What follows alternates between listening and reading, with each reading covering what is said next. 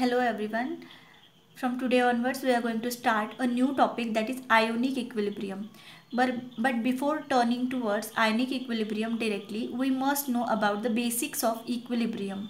We must know what is mean by equilibrium first, then it will be easy to us to study ionic equilibrium, right? या आधीचा जो chapter होता electrochemistry, त्यातले सर्व महत्त्वाचे concepts आपण ऑलरेडी काय केलेले आहेत, कवर केलेले आहेत. जे काही थोडेफार इम्पॉर्टंट कॉन्सेप्ट शिल्लक राहतात त्या रिगार्डिंग आपण काही व्हिडिओज अपलोड करणार आहोत येत्या काही दिवसांमध्ये.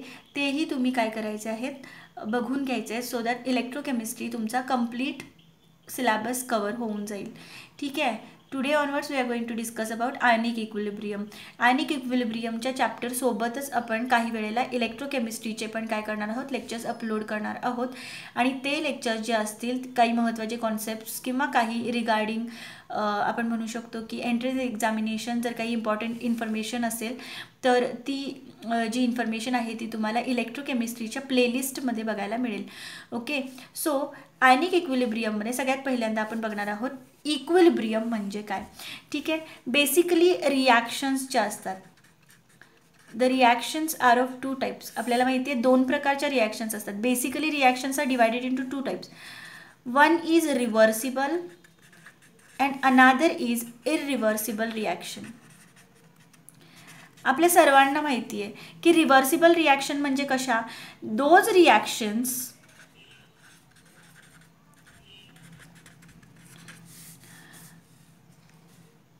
which can be reversed at any time are called reversible reactions, right? Those reactions cannot be reversed are called irreversible reactions. सगळ्यात महत्त्वाची गोष्ट, रिव्हर्सिबल रिॲक्शन्स ज्या असतात त्या अशा रिॲक्शन्स असतात ज्या एनी टाईम आपण काय करू शकतो, रिव्हर्स करू शकतो. ओके. मग आता अशा रिॲक्शन्समध्ये आपण कोणत्या कोणत्या रिॲक्शन्सना कन्सिडर करू शकतो ते आपण बघणार आहोत. आणि याचं इक्विलिब्रियमशी काय कनेक्शन आहे तेही आपण डिस्कस करणार आहोत. दुसरी गोष्ट, इरिव्हर्सिबल रिॲक्शनमध्ये काही एक्झाम्पल्स डे टू डे लाईफमधली जर आपल्याला आठवत असतील तर बघा की turning of milk into curd, this is irreversible reaction, right? Boiling of an egg, एकदा एगचं कन्वर्जन, एकदा एग आपण बॉईल केलं की ते पुन्हा ओरिजिनल स्टेटला येऊ शकत नाही, बरोबर आहे. एकदा मिल्कचं कर्डमध्ये कन्वर्जन झालं की ते ओरिजिनल स्टेटला येऊ शकत नाही. ही तर काही डे टू डे लाईफमधली एक्झाम्पल झाली. किंवा explosion of bomb, explosion of bomb, right. एकदा बॉम्ब फुटला की तो पुन्हा रिस्टोर होऊ शकतो का, जसा आधी होता तसा कन्वर्ट होऊ शकतो का, नाही. सो ही काय आहेत, इरिव्हर्सिबल रिॲक्शन्सची एक्झाम्पल आहेत किंवा इरिव्हर्सिबल प्रोसेसेस म्हणू शकतो आपण. ओके. काही डे टू डे लाईफमधली एक्झाम्पल्स आपण बघितली. केमिस्ट्री रिलेटेड काही एक्झाम्पल्स आपण डिस्कस करूया. त्यामध्ये सगळ्यात महत्त्वाची गोष्ट प्रेसिपिटेशन रिॲक्शन्स. ठीक आहे. प्रेसिपिटेशन आपण कन्सिडर करू शकतो NaCl प्लस AgNO3 गिव्स काय होणार बघा, AgClचा प्रेसिपिटेट तयार होणार प्लस सोडियम नायट्रेट NaNO3 तयार होतं. ही रिॲक्शन एकदा AgClमध्ये प्रेसिपिटेशन झालं, AgClमध्ये कन्वर्जन झालं NaCl आणि AgNO3चं, तर पुन्हा आपल्याला त्या दोघांच्या कॉम्बिनेशननी NaCl आणि AgNO3 बनताना दिसत नाही. किंवा न्यूट्रलायझेशन रिॲक्शन कन्सिडर करा, HCl plus NaOH gives NaCl plus H2O. एकदा HCl आणि NaOHला, ॲसिडला आणि बेसला आपण ॲड केलं की ह्याच्यापासून NaCl आणि वॉटर एकदा तयार झालं की पुन्हा ही रिॲक्शन रिव्हर्स होऊ शकत नाही. म्हणजे NaCl आपण वॉटरमध्ये ॲड केलं आहे आणि त्यापासून HCl आणि NaOH मिळालं, असं होत नाही. येते लक्षात. तर अशा ज्या रिॲक्शन्स आहेत those are also considered in irreversible reactions. And now what is mean by reversible reactions? For example, reversible reactions are those reactions which can be reversed at any time of the reaction. Okay, so त्याच्यामध्ये consider करू आपण काही chemical reactions. N2 plus thrice H2 gives twice NH3 किंवा H2 plus I2 gives twice HI. इथे आपल्याला लक्षात येत असेल की मी ॲरो जो आहे तो सिंगल हेडेड ॲरो दाखवलेला नाही आहे. ॲरो कसा दाखवलेला आहे? डबल हेडेड ॲरो आहे आणि तोही दोन्ही डिरेक्शनमध्ये दाखवलेला आहे. याला म्हटलं जातं रिव्हर्सिबल ॲरो. काय म्हटलं जातं? Reversible arrow. आणि हा जो असा रिव्हर्सिबल ॲरो ज्या ज्या रिॲक्शन्समध्ये दाखवलेला असतो those reactions are reversible. That means N2 and H2 can be converted into ammonia, as well as at any time of the reaction we can convert ammonia into N2 and H2. Okay, H2 and I2 can be converted into HI, as well as HI can also be converted into H2 and I2. याला म्हटलं जातं reversible reaction. काही physical प्रोसेसचा आपण study करूयात, तो त्याही आपण रिव्हर्सिबलमध्ये consider करू शकतो. Evaporation and condensation in a closed container. Evaporation and condensation which is taking place in a closed container, that is an example of reversible reaction. Consider करा, आपण इव्हॅपोरेशन करतोय, लिक्विडचं वॉटर आहे कन्सिडर करा, आणि एखाद्या कंटेनरमध्ये आपण घेतलेलं आहे आणि त्या कंटेनरमध्ये आपण जे वॉटर घेतलेलं आहे त्याला आपण हीट करायला स्टार्ट केलं आणि वर आपण काय केलं? लीड ठेवलं, झाकण झाकलं. ठीक आहे, आपण हीट करायला स्टार्ट केलं, इव्हॅपोरेशन करायला स्टार्ट केलं. तर काय होणार? काही वेळानंतर व्हेपर्समध्ये कन्व्हर्जन होणार आहे लिक्विडचं, आणि त्या लिक्विडच्या व्हेपर ज्या आहेत त्या अगेन बॅक कन्वर्ट व्हायला स्टार्ट होतात लिक्विडमध्ये. ठीक आहे, ह्याला काय म्हटलं जातं? इव्हॅपोरेशन आणि कंडेन्सेशन. तर हे क्लोज्ड कंटेनरमध्ये होत असेल तर ही रिॲक्शन, ही प्रोसेस रिव्हर्सिबल आहे असं आपण म्हणू शकतो. राईट. जर आपण कंटेनरच्या वरचं लीड बाजूला केलं, झाकण बाजूला केलं, तर इव्हॅपोरेशन तर होणार पण कंडेन्सेशन होणार नाही आहे. येते लक्षात. तर अशा प्रकारच्या ज्या प्रोसेसेस आणखीन रिॲक्शन असतात त्याला आपण काय म्हणू शकतो? रिव्हर्सिबल रिॲक्शन्स म्हणतो. आणि those reactions which are shown by a single arrow. ठीक आहे, those are shown by a single arrow only in one direction. Those reactions are generally irreversible reaction. Those reaction will takes place only in the one direction. आता याचा आणि इक्विलिब्रियमचा काय connection आहे किंवा काय संबंध आहे हे आपण डिस्कस करणार आहोत. Okay, so see, when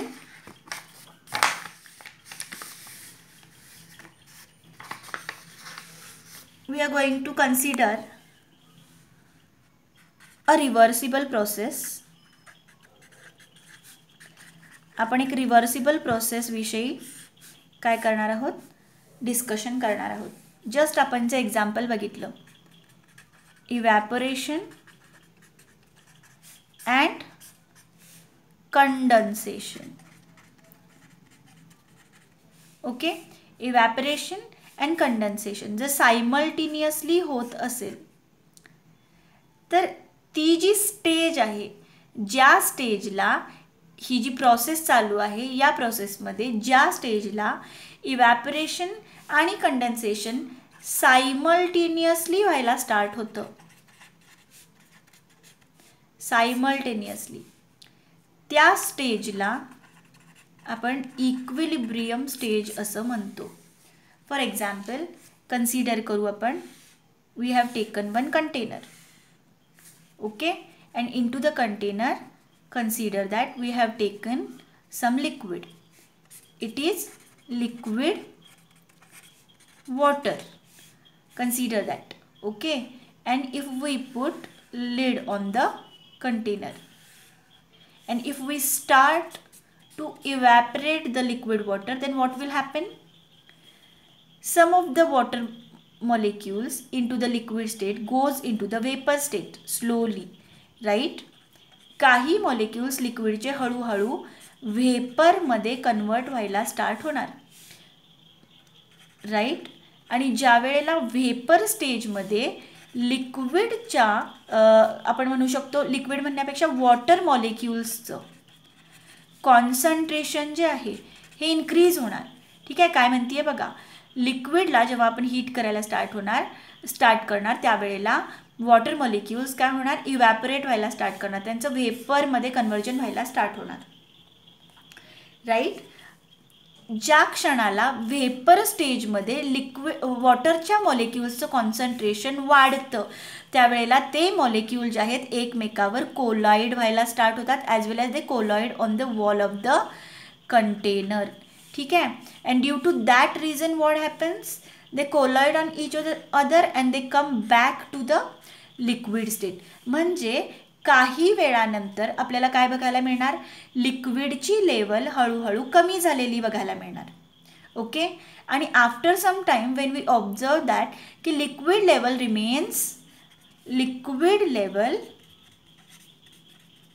remains constant, that time we can say that rate of evaporation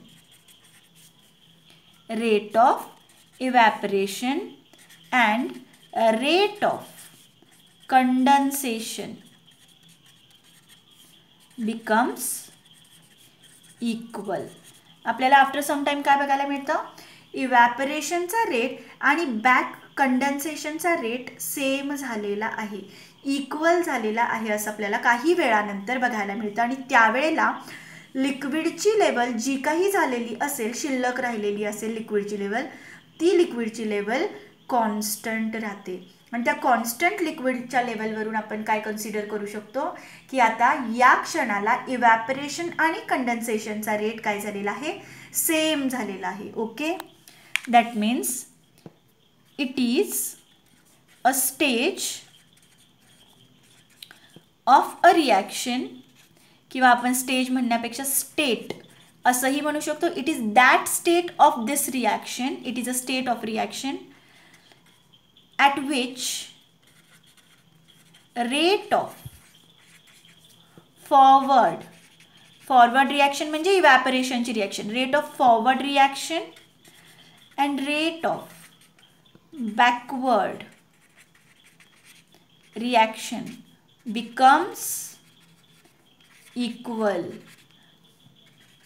म्हणू शकतो this is the definition of equilibrium. त्या स्टेटला आपण काय म्हणतो, इक्विलिब्रियम स्टेट.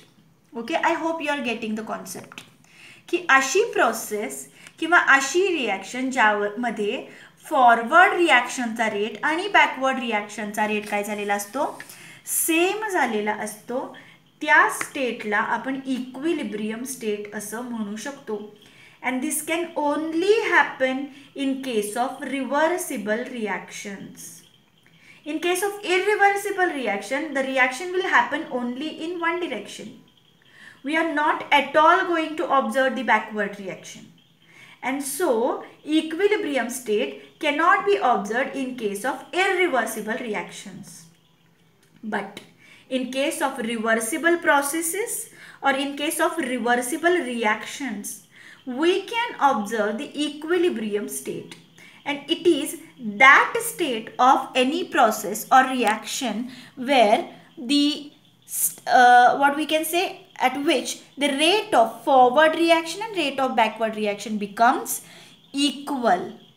आणि त्यामुळे होतं काय की जितके नंबर ऑफ वॉटर मॉलिक्युल्स काय होतात, इव्हॅपोरेट होतात, तितकेच नंबर ऑफ वॉटर मॉलिक्युल्स काय होत असतात, बॅक कंडेन्स होत असतात. ठीक आहे, आणि अशा स्टेजला ही जी काही लिक्विडची लेवल आहे ती ऑब्वियसली काय राहणार, कॉन्स्टंट राहणार आहे. येतंय लक्षात. तर लिक्विडची लेवल कॉन्स्टंट का राहिली, कारण जितके मॉलिक्यूल, कन्सिडर करा एक 100 मॉलिक्युल्स काय झालेले आहेत, एका पर्टिक्युलर टाईमला 100 मॉलिक्युल्सचं कन्व्हर्जन व्हेपर स्टेजमध्ये झालं. तर at the same time 100 molecules काय होणार, व्हेपर स्टेटमधून लिक्विड स्टेटमध्ये कन्वर्ट होत असतात at the time of equilibrium. And due to that reason what happens, the concentration of liquid remains constant म्हणू शकतो आपण. किंवा आपण असंही म्हणू शकतो, लिक्विड स्टेटमध्ये वॉटर मॉलिक्युल्स जितके प्रेझेंट असतील त्यांची संख्या, त्यांचं अमाऊंट, आणि व्हेपर स्टेटमध्ये जितके वॉटर मॉलिक्युल्स असतील त्यांचं अमाऊंट कॉन्स्टंट राहणार आहे at the time of equilibrium, because the number of molecules getting evaporated will be equal to the number of molecules getting condensed back. Right, that stage or that state of a process or any reaction is called equilibrium. ठीक है, so what is the definition of equilibrium? Just I have written over here. See, equilibrium, it is a state of a reaction or process, any process. It is a state of reaction or any process at which rate of forward reaction and rate of backward reaction becomes equal, and the concentrations of reactant and product remains constant at equilibrium. Product आणि रिॲक्टंटचं concentration constant राहतं असं म्हटलेलं आहे. जे काही पण product शिल्लक राहिलेला तयार झालेला असेल त्याचं concentration at the time of equilibrium, आणि जो काही पण रिॲक्टंट रिॲक्ट झालेला असेल त्याचं कॉन्सन्ट्रेशन हे कॉन्स्टंट राहतं. याचा अर्थ व्हॅल्यू इक्वल असत नाही, दोघांचं कॉन्सन्ट्रेशन सेम झालंय असं म्हणत नाहीये मी. whatever the concentration of reactant is left over there and whatever the concentration of product is formed over there at the time of equilibrium, it remains constant. Okay, rate of forward and backward reaction becomes equal. rate equal होतो पण concentration constant राहतात. clear guys? So equilibrium basically are of three types of equilibrium. सगळ्यात महत्त्वाची गोष्ट, equilibrium फक्त आणि फक्त आपण रिव्हर्सिबल रिॲक्शन्स किंवा प्रोसेसेसमध्ये काय करू शकतो, ऑब्झर्व करू शकतो. रिव्हर्सिबल कधी असणार रिॲक्शन किंवा एखादी प्रोसेस, क्लोज्ड कंडिशनमध्ये ज्या वेळेला आपण कॅरी आउट करणार. ठीक आहे, क्लोज्ड कंडिशनचा अर्थ काय असतो, closed state, that state of any reaction or any process in which there will be exchange of energy takes place. Exchange of energy takes place, but there cannot be exchange of matter take place. Matter system सोडून बाहेर जाऊ शकत नाही, पण एनर्जीचा exchange होऊ शकतो. अशा कंडिशनला क्लोज्ड कंडिशन म्हटलं जातं. And when any process, any physical process is taking place in a closed condition, that can be a reversible process, and into the reversible process or into the reversible reaction we are going to observe equilibrium. So equilibrium basically are of three types. ठीक है, physical equilibrium, chemical equilibrium and ionic equilibrium. So basically in this chapter we are going to deal with the ionic equilibrium, but we must know some concepts regarding chemical equilibrium also.